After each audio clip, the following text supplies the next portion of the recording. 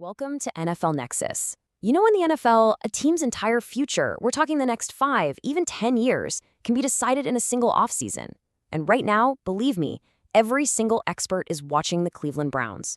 They are smack in the middle of a massive, high-stakes gamble. This isn't just a retooling. It's a complete overhaul of the roster that's just as bold as it is controversial. They're basically pushing all their chips to the middle of the table, making these huge moves that are either going to be looked back on as pure genius or, well, the start of a total collapse. The big question is, which one is it going to be? Let's get into it. This whole situation really makes you think about one of the toughest questions a GM has to answer. How do you build a team for the future without totally blowing up the thing that made you great in the past? It's a crazy balancing act, right? On one side, you desperately need to get younger. You need to get faster. You need new, explosive talent. But on the other side, you've got your veterans, the guys who are the absolute heart and soul of the team, the ones who define what it even means to be a Cleveland Brown. And for them, this isn't just some theory we're talking about. This is a real-life drama with real people and real careers playing out for all of us to see. Okay, so let's set the stage here for 2026. The Browns front office, they take this long, hard look at their roster, and they see a huge, glaring problem. I mean, their defense was loaded with championship-level players. But the offense? It just kept stalling out. And when they dug into it, the problem really started up front with the offensive line. The quarterback protection was shaky at best, the running game didn't have that classic Browns punch, the whole unit was just being held back. And everyone, analysts, insiders, you name it, they all agreed. Just patching a few holes wasn't going to do it. No, it was time to tear the whole thing down and start fresh. And let me tell you, the Browns didn't just test the waters of free agency. They did a cannonball right into the deep end. The second that legal tampering period opened, GM Andrew Berry just unleashed this flurry of moves that sent shockwaves across the entire league. The game plan wasn't just to find a couple of guys to fill some gaps. Nope. The plan was to demolish the existing offensive line and build a brand new one from the ground up with elite, top-tier talent. This was a huge change in strategy for them, and it sent a very loud, very clear message. Being just okay wasn't good enough anymore. I mean, just look at the scale of this thing. It's truly staggering. First, they go out and they get Zion Johnson from the Chargers, an absolute beast at guard who can just move people off the ball. Then, they snag the super versatile Elgin Jenkins from Green Bay. Now, this guy's like the ultimate Swiss Army knife on the offensive line. He's a Pro Bowl talent who can play center, left guard, right guard, you name it. That kind of flexibility is priceless. And while all that's happening, they make sure to keep one of their own guys, re-signing Tevin Jenkins, which gives them a little bit of continuity.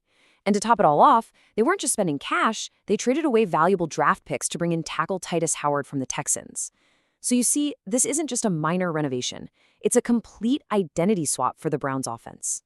And if you want to know just how serious they are, just follow the money. A whopping $52.5 million in guaranteed money. And that's just for 2 of the guys, Zion Johnson and Elgin Jenkins. A number that big isn't just the team saying, we believe in you. No, it's a flat-out demand for immediate, game-changing results. When you lock up that much of your salary cap, you're making a massive bet that this new offensive line is going to be the engine that drives you to a Super Bowl. The pressure is on, because a bet this big absolutely has to pay off. But, and this is a big but, here's where the feel-good story starts to get really complicated. Because in the NFL, every single action has an equal and opposite reaction. There's always a ripple effect. And this huge spending spree on a new O-line has created a consequence that, for a lot of Browns fans, it's absolutely heartbreaking. It's put the future of a guy who was a true Cleveland icon in some very, very serious jeopardy. And that icon is Joel Bitonio. We're talking about a future Hall of Fame guard who has been the rock of this franchise for over a decade. This is a guy who was there for the infamous 0-16 season, and he was there when they made their triumphant return to the playoffs. For many, he is the Cleveland Browns. But now, because of some tricky contract language and this huge free agent spending spree, he's in a really tough spot. His contract officially voided, making him a free agent at the exact same time the Browns decided to pour a ton of money into other guys who play his position. And this is where the cold, hard business side of the NFL really kicks in. Because Bitonio's contract voided, the Browns are now stuck with a $23.5 million dead cap charge. Now, if you're not familiar with that term, it basically means they have to count $23.5 million against their salary cap for a player who isn't even on their team anymore. It's like money that's already been paid out that now counts against them. A number that huge is basically the team's accounting department signaling loud and clear that they're preparing to move on. To bring him back now would mean paying him a brand new salary on top of that massive dead money hit. That's a move you almost never see a team make. And what makes this whole thing so tough, so full of irony, is that just a few weeks ago, you had the head coach, Todd Monken, just gushing about Bitonio in public. You can just feel the respect in that quote. The coaches love him, the front office respects him, but in the cutthroat world of the NFL, money talks, and financial actions, well, they often shout a lot louder than words. This is that classic battle between the football guys in the building who want the best players and the cap guys who are stuck trying to make all the numbers add up. The whole dilemma just becomes crystal clear when you put it side by side like this. On one side, you have an absolute living legend of the franchise. 12 seasons, 7 Pro Bowls, a 2-time first-team All-Pro. This is a guy who has poured his heart and soul into this team and this city. But then, on the other side, you have the new reality. The team just paid a ton of money for Zion Johnson, a guy who happens to play Bitonio's exact position, left guard. It's that classic unstoppable force meeting an immovable object. There's just a logjam at the position, and there's no easy way to fix it. Somebody or something has to give.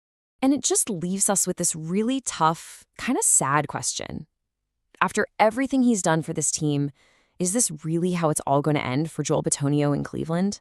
Not because he can't play anymore, but because of salary cap math and roster moves. For a city and a fan base that prides itself on loyalty, this is just a really brutal reminder of how fast the business of football can change absolutely everything.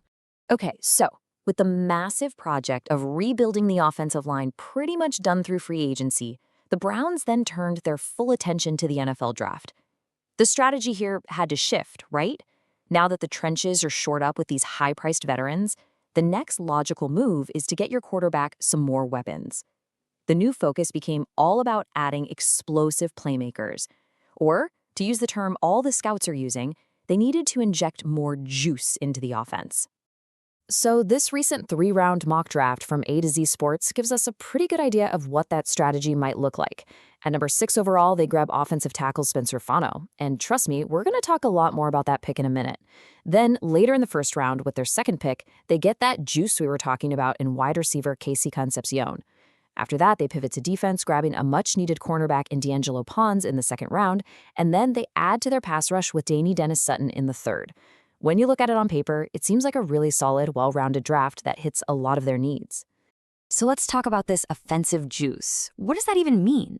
It's really more than just being fast. It's about finding those guys who are a legitimate threat to take it to the house every single time the ball's in their hands. And this mock draft pick, Casey Concepcion, he fits that mold perfectly. He's the kind of player that is just, as they say, a problem for defenses. He brings that explosive yards after the catch ability that the Browns' offense has been missing for a while. You know, he's the kind of guy who can take a simple 5-yard slant route and turn it into a 50-yard game-breaking touchdown in the blink of an eye. All right, so the Browns made all these big, splashy moves in free agency. They've got a draft plan that's all about adding firepower. So what's the verdict? How did the people who analyze this stuff for a living actually grade this whole offseason strategy? You'd probably think it's an A or an A+, right? Well, the answer might actually surprise you. In fact, it's a lot more complicated and honestly a lot more critical than you might think. According to the deep dive analysis from A to Z Sports, this entire massive offseason effort by the Cleveland Browns gets a C+. Yep, you heard me right, a C+. After all that money, all the big names, all the franchise-altering decisions about legends like Joel Bitonio, the final grade comes back as just okay, kind of average. And that just feels wrong, doesn't it? It immediately makes you ask, why? So what gives? How on earth is it possible that an off-season with so much spending, so much action, so much drama ends up with such a lukewarm, middle-of-the-road grade? Well, the criticism isn't about the guys they signed in free agency. It's not about the later draft picks either. The whole problem, the one single issue that is dragging this entire grade down, comes down to the massive, massive risk they're taking with their most important asset, that very first draft pick. The entire problem, the reason for that C+, all comes down to that very first name we mentioned from the mock draft, Spencer Fano, the offensive tackle from Utah. The analysis is just deeply skeptical of using a top 10 pick, number 6 overall, on a player that you are immediately going to ask to learn a brand new position when he gets to the NFL. It is a gigantic, high-stakes gamble right at the very top of the draft board, and if it doesn't work out, it could pretty much cancel out all the other good moves they've made. Let's just boil this down so it's super clear why this is such a huge risk. Okay, step 1, the need. Even after signing all those guys, the Browns still have a massive, gaping hole at starting left tackle. It is their single biggest need. Now, step 2, the risk. Spencer Fennell has only ever played right tackle in his college career. Making the switch to left tackle in the pros is famously difficult. Your footwork is completely backward, your muscle memory is all wrong, the angles are different. It's like asking a star right-handed pitcher to suddenly learn how to pitch with his left arm against major league hitters. It's a huge ask. And if Fennell can't make that switch successfully, the Browns will have basically used the 6th pick in the entire draft on a backup right tackle. And that, in the eyes of almost every analyst, would be a monumental reach and a potentially devastating mistake for the franchise. And so it all leaves us with this really interesting, and if you're a Browns fan, probably pretty nerve-wracking question. Have the Browns actually solved their biggest issues this offseason? Or have they just swapped out one set of problems for a new, maybe even riskier set of problems? It is a massive gamble that could be the move that finally paves the road to a Super Bowl, or it could be the move that sets the entire franchise back for years. So what do you think of their strategy? I really want to know. Is this gamble on Spencer Fennell worth the huge potential reward? Drop your thoughts in the comments section below. And hey, if you found this breakdown helpful, do me a favor and hit that like button, and make sure you subscribe to NFL Nexus so you don't miss any more deep dives into the stories that are really shaping the league. Oh, and one more thing before you go. A really great way to help support the channel is by checking out our new line of NFL-themed coloring books. Seriously, they're awesome for kids, for your grandkids, or even for adults who just need a way to chill out during a stressful fourth quarter. You can find the link right in the description, or just scan the QR code that's on your screen right now. Thanks so much for watching.